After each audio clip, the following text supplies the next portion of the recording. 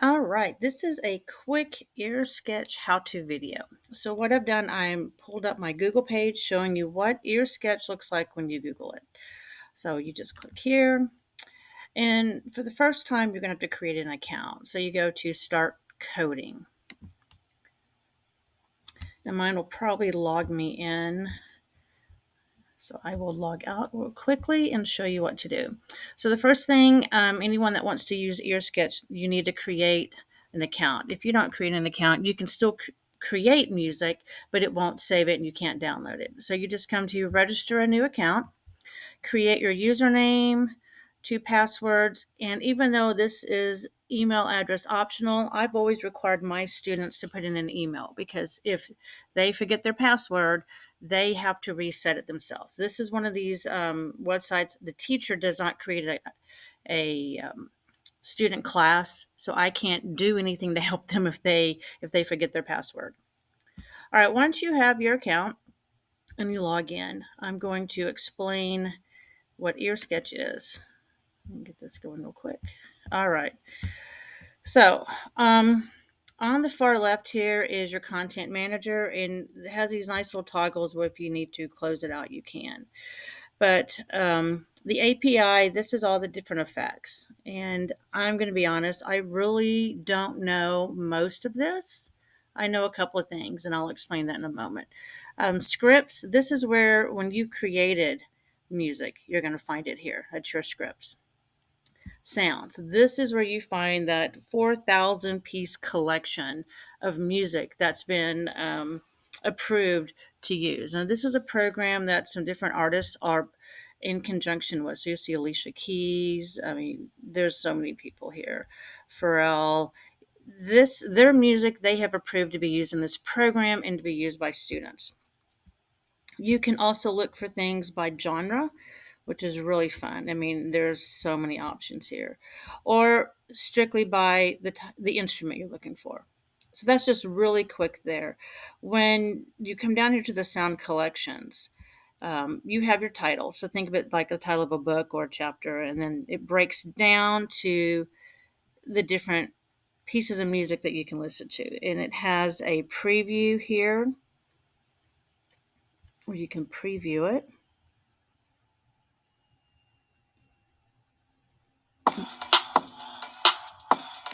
So I'm going to be honest, this is the part that takes students the longest because when you've got 4,000 plus pieces of music to listen to and finding what you want, that's where it gets a little bit difficult.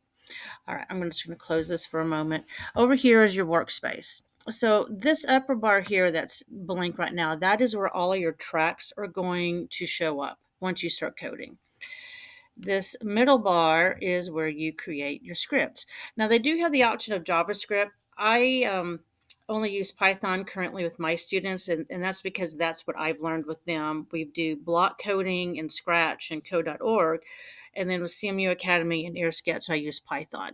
There is a block code option, but it's not the block coding that I'm used to. So if you can always change that.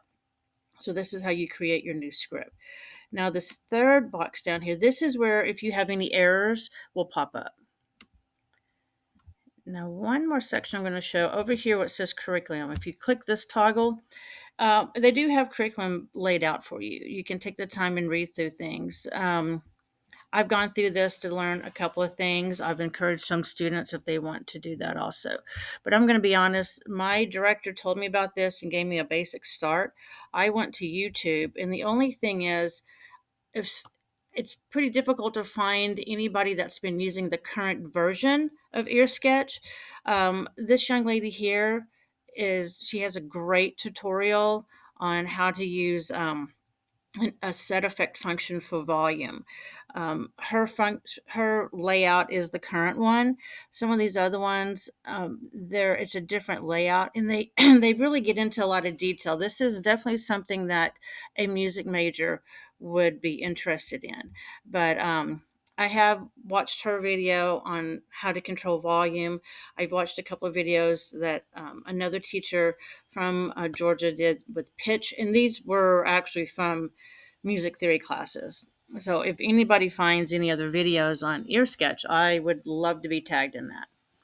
All right, so I'm going to come back to EarSketch. I'm going to open this toggle again with my content manager, and I'm going to create a new script. Now, you always have to name something every time, but the great thing is you don't have to know what you want to name it. It will give you the option to change it. So I'm just going to call this example on Sunday because it's Sunday. So I know I'm silly. And I choose Python. You can do JavaScript. Some people are familiar with that, but like I said, I'm not. And click create.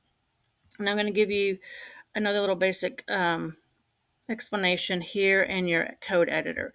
So if you're not familiar with Python, when you see the pound symbol here, and you notice how my typing is green, and down here it's different colors. Coding in Python, this is like your journal section. When you have the pound symbol before your code, it's not going to run in the program. It doesn't affect the program. So this is how you put in notes. And I'm going to show you a couple other ways to use this also. So it's already telling us we're using the code. The script name, I tell my students, we probably don't know what your script name is going to be. If you have an idea what you want to do, like, oh, I'm going to do cinematic movie soundtrack, you can put that in. The one thing we always know is who our author is because it's whoever we are.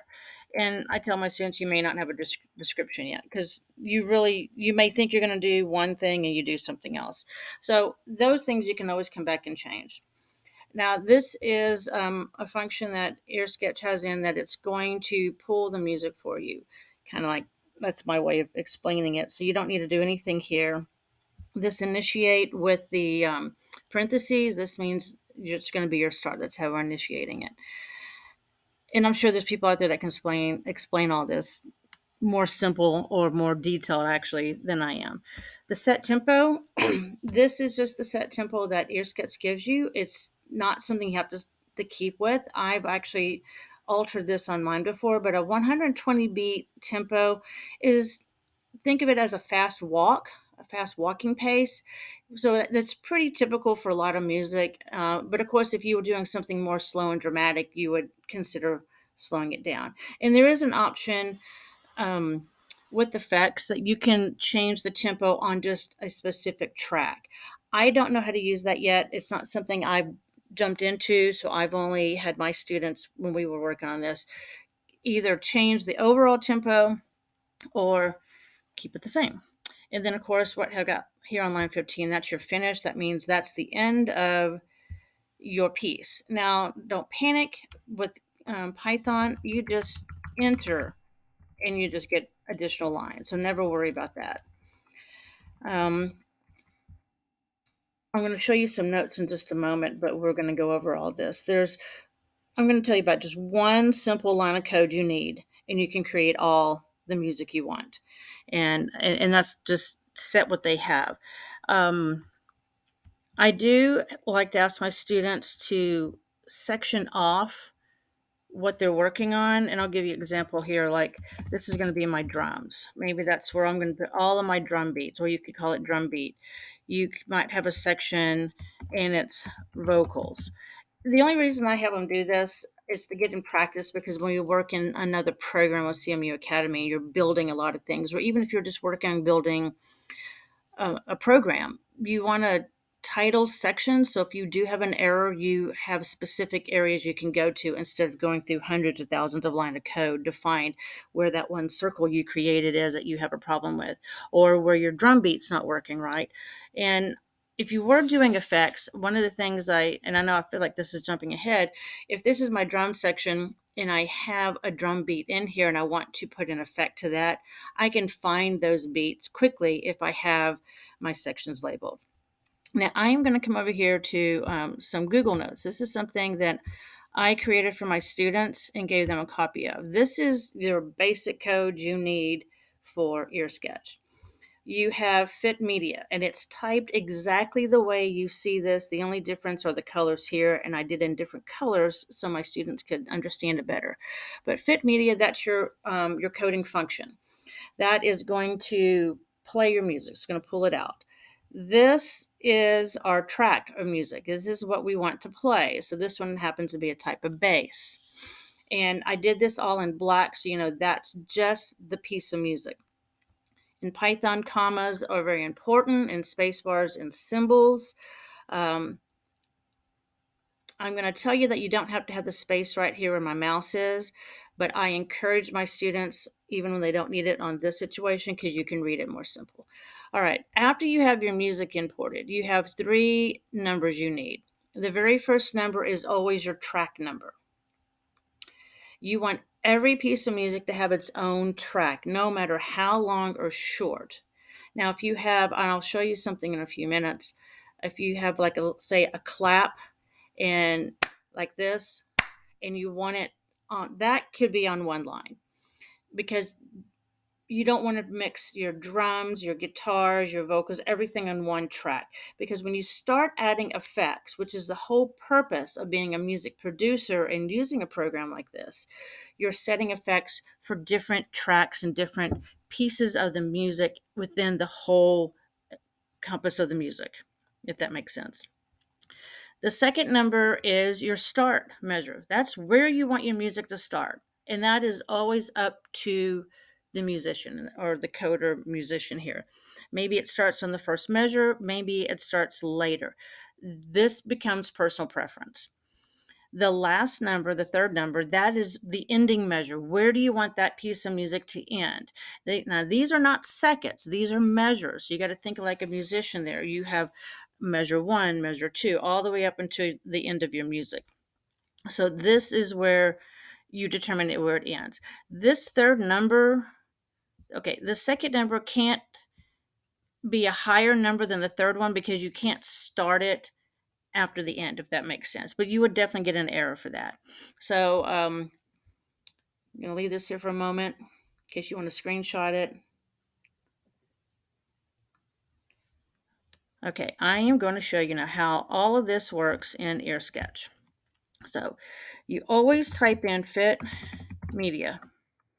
And then for quick and easy purposes, you hold the shift key, tap the 9, and get your double parentheses, because you have to have that double parentheses to initiate the Python coding so it'll run. Now, I'm not going to worry about what I put in right now. So what I'm going to do is pull over this drum beat. Now, you notice earlier when I played this sample, I did not have this blue clipboard. That's because I had not opened my code editor yet. Now that it's open, I have this option. So the green triangle, of course, is your preview sound. The star is in case you want to mark something as your favorite. I really stress this to my students because you will hear a piece of music and like, oh, that's kind of cool. I really like that, but I don't want it right now. You will forget where you heard that. So anytime I like something, I click this. Sometimes you have to go back into the music because it takes you out. I can't explain why. You can see I've got one right here. You can also click where you can only show your favorites, which is nice. All right, so since this is one of my favorites I've got here, I'm going to show you what I'm going to do. This is after I type in fit media and I've got my parentheses. This is where I need the clipboard. You can see when I hover over it, it says paste to editor. I just click that and it will paste in the music. You don't have to try to click on it and type everything in. So once I do that, I add a comma and a space. This is my first line of music. This has got to be track 1. It's where I start, track 1. I do a comma. I decide when do I want it to start. I'm going to have this one for fun start on measure 2. Comma, space bar. How long do I want it to play? I don't know. Let's listen to the preview again.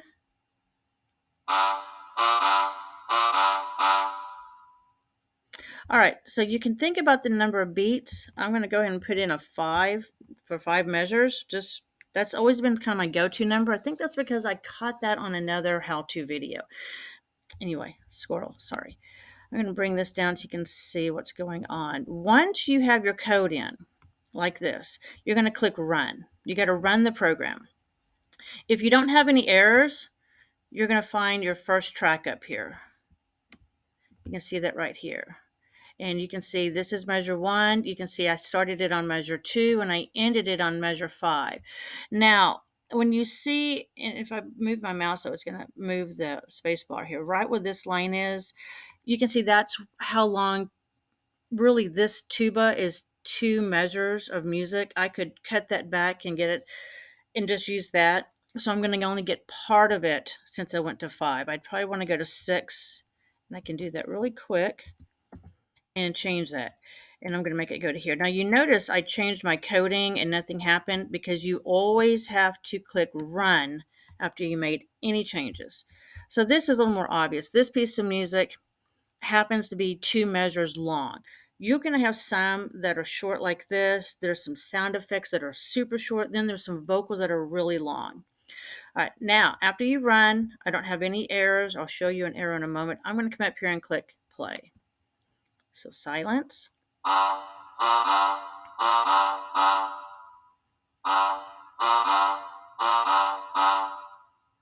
So that was it for right now. Now, real quickly, you can always move your start bar if you wanted to start somewhere else like that. So that works like, any kind of editor would. You can fast forward. I'm going to be honest, I don't get into all of these. I mean, you can control the volume. Right here, this is if you want something to be a solo, you can click that, or if you want to mute something because you're testing something out. If I had an effect for this tuba, it would be right underneath this track. Even if I have, let's say, 10 tracks on here, if I add an effect to any particular track, it pops it where it needs to be. Now, let me show you what happens if you get an error. I'm going to take out my ending measure. And when I run it, it will highlight it and it will give you some type of explanation for you to look at. It may not tell you exactly what you need to do, but it says on line 13, the argument, I need something here. Typically, the biggest problem you have, that students will have when they're coding, is they misspell fit media. The M has to be capitalized. Everything else has to be lowercase. Or they might forget a parenthesis, or they might forget a comma. That's the biggest problem. Or they might come in too quickly and they see the one, like here for tuba, and they're thinking that's their track, and they leave a number out. That's the number one thing. So then you just go to your next line. You find out what else you want to add. You just keep adding music by typing in fit. Yeah, I was about to get an error there. Fit media. That in. Now, this would be track 2. You have to remember that. Track 2, wherever you want to start, it doesn't have to be the same. At first, I kind of stick to the same ending measure, but with my students, after we did this a few times, just experimenting, when they had an assigned project that they used with the Wii video, it had to be 30 seconds of music. So if you look up here above the measure, it shows you how many seconds you're in here. And on the measures, you can actually, you don't have to do a whole measure. You can do a half. You can do, you can do a lot of changes. There's a lot of work there. So you can see where I started. This is like literally just before um, the second measure. And then you just listen. I don't even know what we're going to have.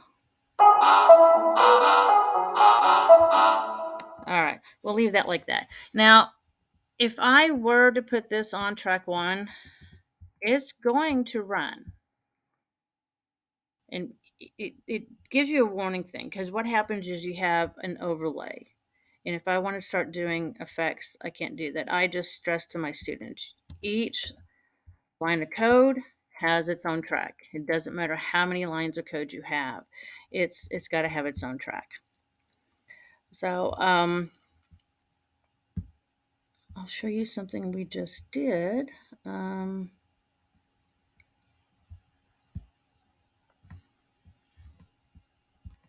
So you can see multiple tracks. And sometimes the program can take a little while to run, depending on how many tracks you have. You can see this was something I was just showing. I was covering a class one day, and they wanted to learn coding instead of what they really didn't have anything to do. So this one went for 30 seconds. So in what you can see here, this is the vocals I added. That's how many measures. It took me a while to figure out how long I wanted it. And then when you see this little cutoff there, I have a really cool ending by accident. But it just, you get some really neat things. We just wanna live our lives. We don't wanna have to worry. Tell me, can you help me? It don't seem like you've been in. Yeah, I'm not gonna make you listen to all of that. That was just something I threw together real quick, just teaching some kids how to do this. So you can see here, I've got my track 1, measure 1. I went to 10 measures. Track 2 and track 3. That's the really important thing. Make sure each line of code has its own track. You can make it as long as you want. If you wanted to slow down the tempo, I did this on my sad romance. I went down to the tempo to 95. So, and on this one here, I did a set effect for gain for volume. And really quickly, I'll show you in my notes. This is something else I gave the students. And this came from the video that I showed you from the one young lady from YouTube. So you still have your function, and this one is set effect. You begin with the track number because you have to tell it which track you're going to do the effect on. You have to have your type of effect. For us, this was volume. You have to have an effect parameter. Now, this doesn't matter if you're using volume, if you're doing pitch, if you're doing distortion. Those are like 2 other ones I've looked at. You have to have the effect type, and every effect has a parameter. And then on volume, it has a value. So plus, of course, will make the volume higher or louder. A minus will make it softer. So that's the basic layout for an effect. It takes some practice with that. And this is why you need it, everything on their own track. You can see where I did my vocals here. I had my orchestra sound. I had my bass sound. I've already ran it. So right here, this was my first line of code with the vocals. You can see where I did the effect. I can bypass it, which means I can turn it off if I want to listen to it again without it, or add it back. I did volume on all of mine for different purposes. So if I had these all on the same track, they would all have the same effect, and that may not necessarily work for what you want to have it to do. Although I can't promise you much, you'll be fine. You'll be fine. So that was with the effects, and I'm going to take all of the effects off so you can just a little different what it sounded like. Although I can't promise it's really loud. Much, you'll be fine. I mean, it's not bad, but this was a project I did with my students where they were supposed to create with the WeVideo like a cinematic movie trailer. And they were allowed to use any photos they wanted to off the internet and create music for it. And we listened to and watched some trailers from movies to get an idea. And this one, I think I posted it on Twitter, but I felt like it ended up more like a travel commercial. But anyway, I'm rambling, so sorry. So the effect worked really well on the volume because I wanted to lower the vocals. They were so loud. And the orchestra theme, because there's a whole cinematic section in here under genres, and that I wanted to really control that. So that's really the only effect that my students used was volume. I talked to one and taught them how to do distortion. I had a couple of students that wanted to do scary stuff, so it was really kind of cool. I'm trying to think real quick. You can go in here and look at some of the effects if you wanted to try to dig into a little more. Like I said, I didn't really get into that. Oh, I know what I wanted to show you real quick. On the sounds, if you truly cannot find something out of this 4,101 pieces of music or 172 artists, you can go to Add Sound. You can upload sound. I don't recommend that. Mainly, because I don't want students taking anything from YouTube because you're running into copyright infringement. This is stuff that's been approved through EarSketch not to have any copyright problems. So, free sound. This is what I mentioned on Twitter. This is really cool because, and I'm just going to go to their website. I had some students come here because they were looking for some specific sounds. I had one student that needed a dragon sound. Um, One needed some eerie stuff because of her video. So you can find all kinds of stuff. So you just type in what you're looking for, scary wind, and you're going to find some. Here's creepiest things. So you can download this directly into EarSketch. You can also just search it here and see what you get. So little things like this. So this really even adds to what your students can do. It's really pretty cool. And let me get out of this. And to find that, you will come to sound collection. I got to think about this just for a moment. I may have something checked. Let me double check. Oh, just let you know, if you click on any specific artist or genre or instrument, you won't be able to check everything. It'll only show you stuff for them, so you have to kind of be careful about that. So I believe it's in my sound collection. A student helped me find this. You have to go all the way down to the very bottom of sound collection, and you'll find your username. And your username, when you click on that in your library, it will show you the sounds that you have uploaded. So you can edit them. You can still add this kind of stuff. So this is where, if you went into add sound to free sound, you'll be able to find those things. At the very bottom of sound collection, you'll find your username and the music you've uploaded. Okay, I think I've rambled long enough. Just remember, you need fit media, clipboard the music over, a comma, your track number, your start measure, and your ending measure. Excuse me.